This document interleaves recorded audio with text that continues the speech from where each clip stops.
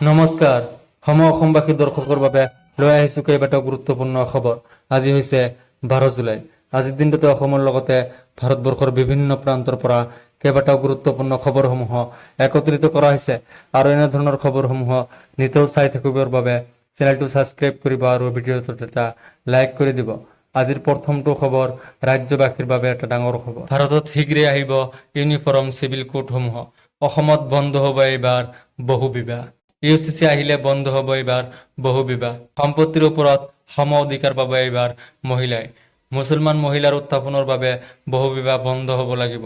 মুছলমান মহিলাৰ সম্পত্তিৰ ওপৰত সম অধিকাৰ থাকিব লাগিব।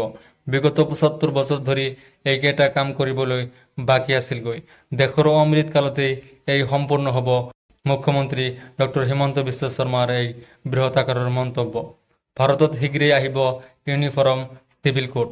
অসমত বন্ধ হ'ব লাগে বহু বিবাহ। নৰেন্দ্ৰ মোদী আৰু হিমন্ত বিশ্ব শৰ্মাক চেলেঞ্জ কৰিছিলে এইবাৰ মৌলানা বদৰুদ্দিন আজমলে। মুছলমানক হাৰাশাস্তি কৰাৰ বাবেই আনিব বিচাৰিছে ইউচিচি। বন্ধ কৰিব বিচাৰিছে ত্ৰিপুল তালাকসমূহ। মুছলমানক কষ্ট দি আনন্দ পায় বিজেপি চৰকাৰখনে। ত্ৰিপুল তালাক মুছলমান মহিলাৰ বাবে একমাত্ৰ সমস্যা নেকি? শিক্ষা অনুষ্ঠানত হিজাব নিষিদ্ধ কৰি দিছে এইবাৰ বিজেপি চৰকাৰখনে।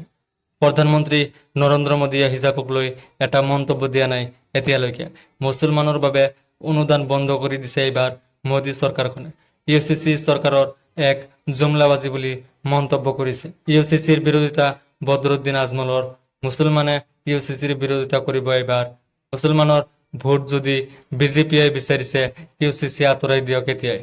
নৰেন্দ্ৰ মোদী আৰু হিমন্ত বিশ্ব শৰ্মাক চেলেঞ্জ কৰিলে এইবাৰ বদৰুদ্দিন আজমলে।